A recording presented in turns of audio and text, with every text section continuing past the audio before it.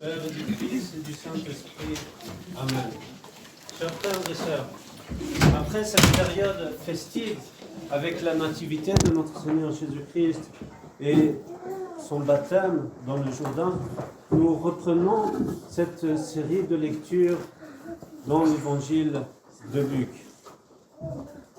Et aujourd'hui, nous sommes invités à voir toute l'importance de la prière.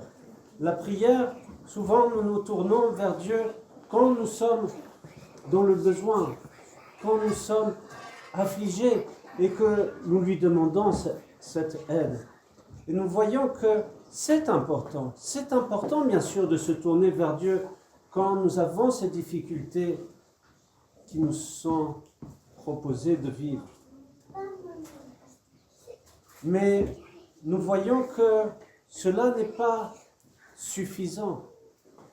Ce n'est pas juste au moment des tribulations que nous avons à nous tourner vers Dieu. Mais c'est finalement de voir en chaque chose, en chaque rencontre, en chaque personne finalement, cette bénédiction de Dieu, cette présence de Dieu. Et que nous avons à nous émerveiller. En effet, souvent nous sommes là à dire, bien sûr, il doit agir parce que je viens à l'église, parce que je crois. Mais nous oublions que tous les autres moments, c'est toujours une possibilité d'être dans cette rencontre de Dieu. Et c'est pour cela que nous avons à remarquer cette marque de Dieu dans chaque chose et que nous avons à être dans cet émerveillement, dans ce rendre grâce. Et c'est cela finalement que nous vivons à chaque liturgie. C'est ce rendre grâce, de remercier Dieu. Et cela veut dire que quand nous constatons tous ces petits miracles qui sont autour de nous, dans notre vie, alors nous pouvons rendre gloire à Dieu. Et c'est ce qui est important et c'est ce que nous vivons. Autant le Kyrie eleison, Seigneur, aie pitié, mais aussi le gloire au Père et au Fils et au Saint-Esprit. Nous avons toujours à avoir ces deux esprits, de demander à Dieu et de rendre grâce à Dieu.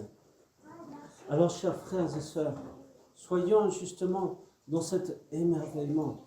À partir du moment où nous sommes dans ce rendre grâce à Dieu, alors nous verrons que toutes ces épreuves qui nous sont envoyées sont là pour nous aider, sont là pour progresser, notre progression spirituelle.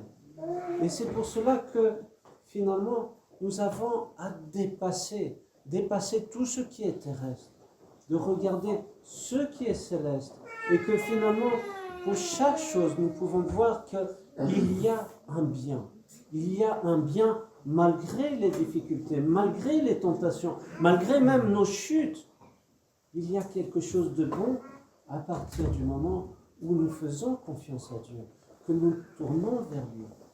Et c'est pour cela qu'il est important de prendre ce temps de voir que nous avons une âme malade, que nous avons nos tentations, que nous avons nos passions, et qu'il est bon de justement demander pardon à Dieu. Mais aussi, il est important de se transformer par l'accueil du Saint-Esprit dans notre cœur. Et que nous avons à faire ce pas de vouloir changer. Et vous voyez l'importance, je lisais ces derniers temps dans ce très beau livre sur la vigilance. Il est important d'être dans cette vigilance.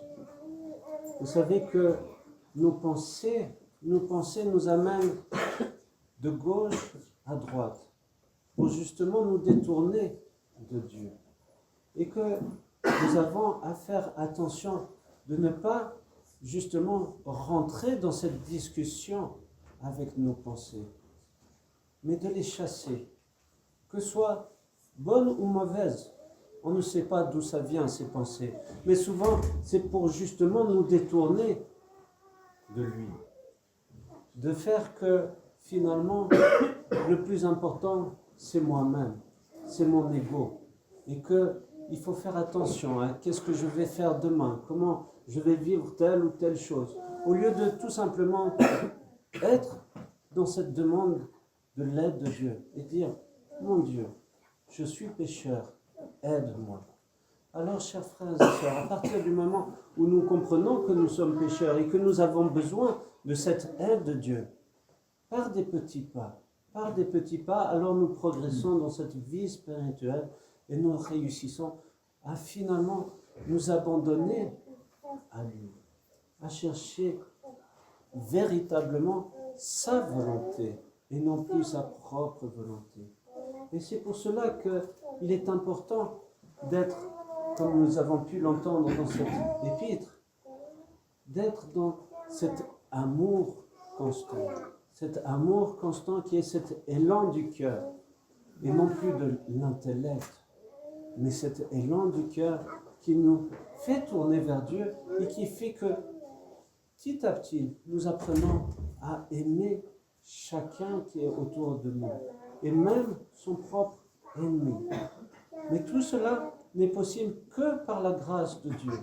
Donc il faut avoir cet esprit que, finalement, chaque chose que j'arrive à faire dans ma propre vie, ce n'est pas grâce à moi-même, mais c'est grâce à Dieu, grâce à cette intercession des saints et de la main de Dieu. Mais que seul, je n'arrive à rien. Et c'est là qu'on arrive à progresser dans cette humilité et de réussir à faire que dans cette humilité, le Christ lui-même trouve cette demeure dans notre cœur par l'intercession de tous les saints. Amen.